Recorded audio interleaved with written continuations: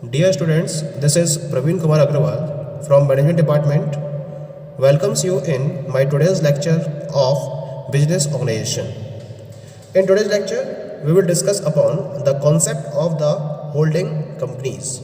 जैसा कि हम पार्शियल कंसोलिडेशन के टॉपिक को डिस्कस कर रहे थे under the forms of business combination, जिसमें हमने इसके 3 टाइप्स को डिस्कस करना था। पहला था इसके अंदर दैट वाज द ट्रस्ट, दूसरा है होल्डिंग कंपनीज और तीसरा है कम्युनिटी ऑफ इंटरेस्ट। तो हम इसमें ट्रस्ट के टॉपिक को प्रीवियस लेक्चर में डिस्कस कर चुके हैं। आज के लेक्चर में हम स्टार्ट कर रहे हैं about the holding companies.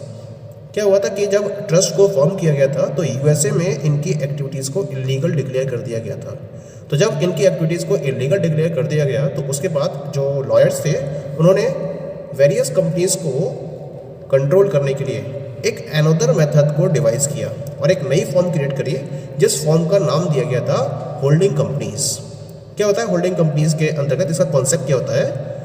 It has been defined as a form of business organisation established through partial consolidation which is created for the purpose of combining other operations by owning a controlling amount of their stocks। यानी कुल मिला के जो company थी उस company ने या business organisation ने क्या करा, एक पार्शियल कंसोलिडेशन को एस्टेब्लिश किया और इस पार्शियल कंसोलिडेशन को एस्टेब्लिश करके इन्होंने जो दूसरी कॉर्पोरेशंस थी उनको अपने साथ कंबाइन कर लिया। और कंबाइन करने का तरीका क्या फॉलो करा? उन्होंने उनके कंट्रोलिंग अमाउंट ऑफ स्टॉक्स को परचेज कर लिया, अपने कंट्रोल में ले लिया। यानी कि उतने स्टॉक्स उनके परचेज कर लिए जिसके बेसिस पर वो उसके ऑपरेशंस को कंट्रोल कर सकें, यानी कि वो उसके क्या बन जाए, ऑनर बन जाए। तो उतने कंट्रोलिंग अमाउंट ऑफ स्टॉक्स को उन्होंने परचेज कर लिया, ओन कर लिया और इस तरीके से जो वो कंपनी है वो उनके कब्जे में आ गई, यानी कि वो उसके ऑनर बन गए और उसके ऑपरेशंस उनके कंट्रोल में आ गए। तो हम ऐसी कंपनीज को होल्डिंग कंपनीज का नाम देते हैं जो इस टाइप के ऑपरेशन को परफॉर्म करके कॉम्बिनेशन को फॉलो करती हैं। पॉइंट क्लियर हो गया? कंपनी एक्ट 1956 में इसकी एक प्रॉपर डेफिनेशन दी गई है और इस पर्टिकुलर डेफिनेशन के अकॉर्डिंग क्या कहा इन्होंने? A holding company is a company which holds more than half of the equity share capital of other companies और controls the composition of board of directors of other companies. यानी कि इन्होंने ये कहा कि जो होल्डिंग कंपनी है वो कंपनी होती है जो अदर कंपनीज में उनके इक्विटी शेयर कैपिटल का आधे से ज़्यादा शेयर रखती हैं, यानी कि उनके कंट्रोल में होता है, यानी कि उसके आधे से ज़्यादा शेयर्स को परचेज कर लेती हैं, या फिर दूसरी कंपनीज के बोर्ड ऑफ डायरेक्टर्स के कंपोजिशन में उनका कंट्रोल होता है। तो हम ऐसी कंपनीज को होल्डिंग कंपनी का नाम देते हैं। क्लियर हो गया? तो यहाँ पर जो दूसरी कंपनी है उनके शेयर्स की कंट्रोलिंग अमाउंट को परचेज करके कंपनीज ने क्या करा, उनके ऑपरेशंस को अपने साथ कंबाइन करना स्टार्ट कर दिया। तो ऐसे फॉर्म ऑफ कॉम्बिनेशन को हमने होल्डिंग कंपनीज के बेसिस पर डिफाइन करना शुरू कर दिया और ऐसी कंपनीज को हमने होल्डिंग कंपनीज का नाम दिया।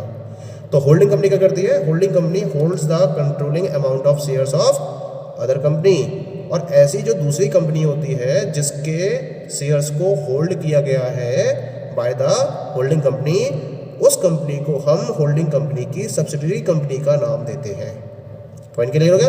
यानी कि होल्डिंग कंपनी तो दूसरी कंपनी के शेयर्स के अंदर अपनी कंट्रोलिंग अमाउंट परचेज कर लेती है और जो दूसरी कंपनी है जिसके कंट्रोलिंग अमाउंट ऑफ शेयर्स को परचेज किया गया है, ऐसी कंपनी को हम सब्सिडरी कंपनी का नाम देते हैं। पॉइंट क्लियर हो गया? इसको हम एक एग्जांपल के हेल्प से इजीली और समझ सकते हैं। मान लीजिए कि यहाँ 2 कंपनीज हैं, one is the company A and second one is the company B. क्या करा, कंपनी ए ने कंपनी बी के 60% ऑफ शेयर्स को होल्ड कर लिया, यानी कि उसको परचेज कर लिया। तो इस केस में जो कंपनी ए है वो क्या कहलाएगी? होल्डिंग कंपनी कहलाएगी और जो कंपनी बी है वो उस कंपनी ए की सब्सिडरी कंपनी कहलाएगी। पॉइंट क्लियर हो गया? Now we will discuss about the types of holding companies.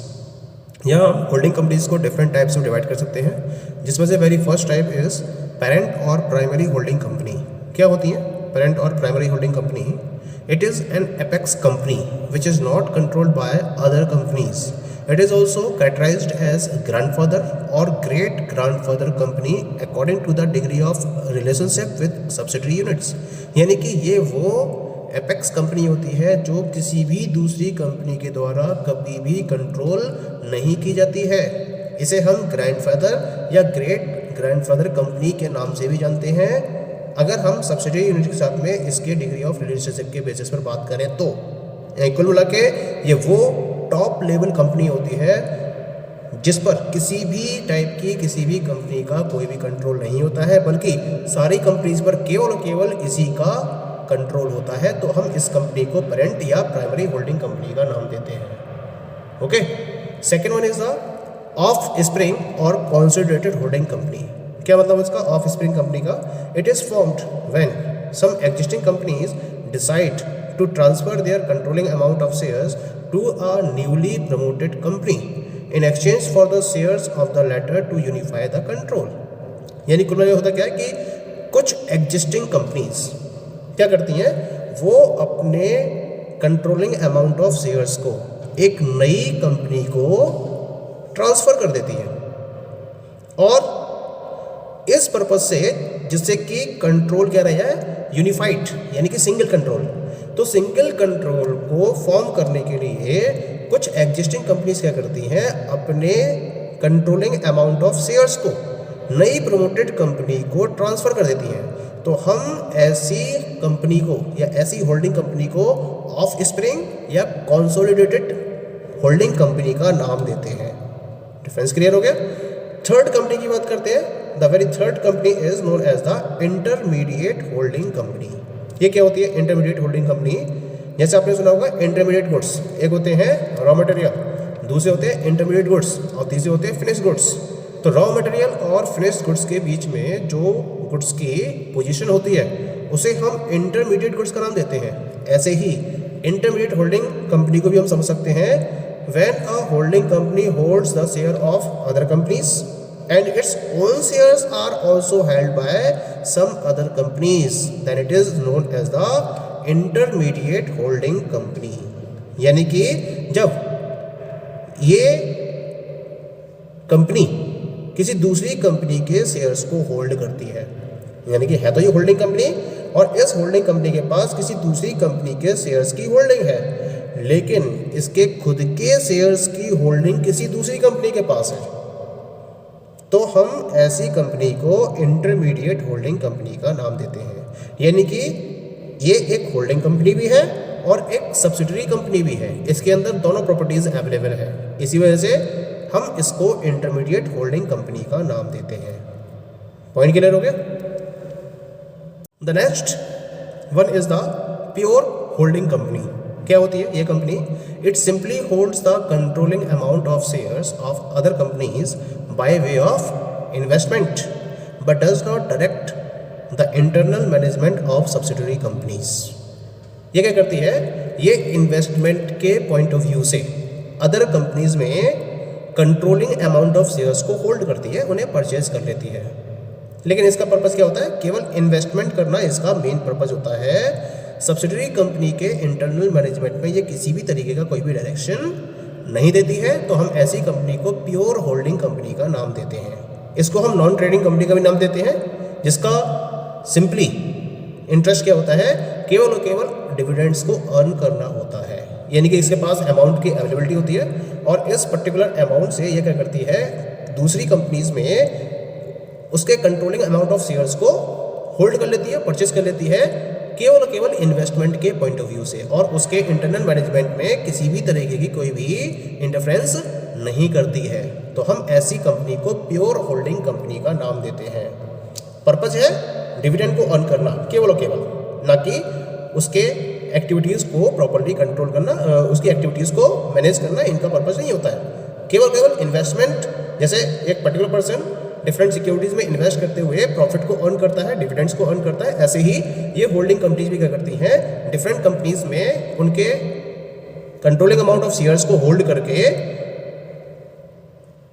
Investment के पॉइंट ऑफ व्यू से प्रॉफिट को अर्न करती है। तो ऐसी कंपनीज को हम प्योर होल्डिंग कंपनी का नाम देते हैं। ठीक है। Next type is mixed holding company. क्या होती है ये companies?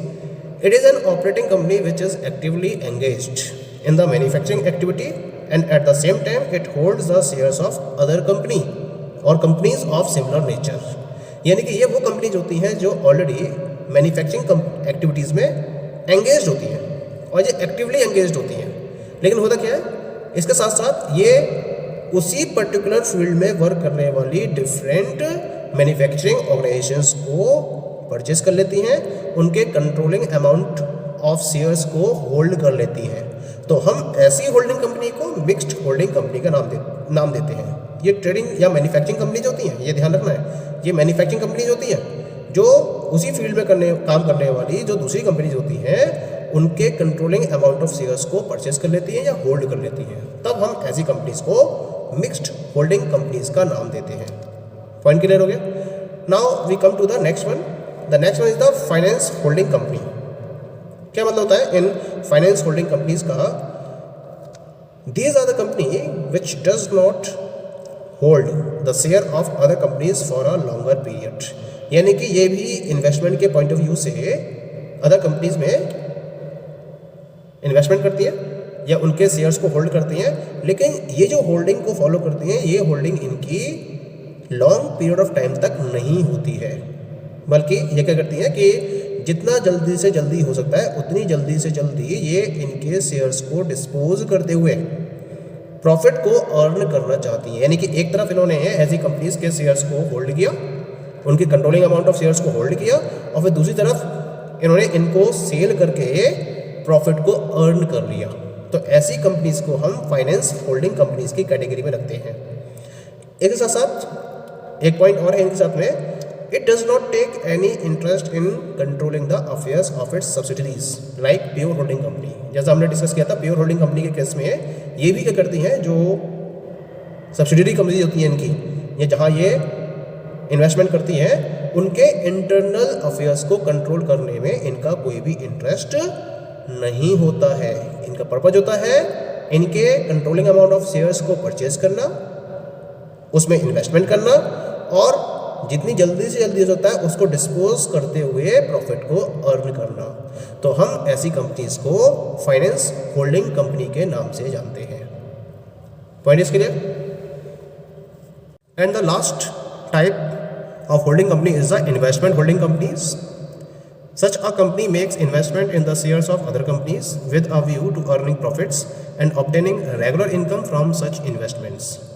It does not aim at controlling other companies' affairs. यानी कि इसका ही पर्पस क्या होता है, दूसरी कंपनी के शेयर्स में अपना इन्वेस्टमेंट करना और उस इन्वेस्टमेंट के बेसिस पर प्रॉफिट को अर्न करना और रेगुलर इनकम को ऑब्टेन करना इनका मेन पर्पज होता है. और ये जो सब्सिडरी कंपनी होती हैं अपनी, उनके अफेयर्स में इनका या उनके अफेयर्स को कंट्रोल करने में इनका कोई भी इंटरेस्ट नहीं होता है. केवल इन्वेस्टमेंट के पॉइंट ऑफ व्यू से जो कंपनीज अदर कंपनीज के कंट्रोलिंग अमाउंट ऑफ शेयर्स को परचेज करती हैं, तो हम ऐसी होल्डिंग कंपनीज को इन्वेस्टमेंट होल्डिंग कंपनीज की कैटेगरी में रखते हैं.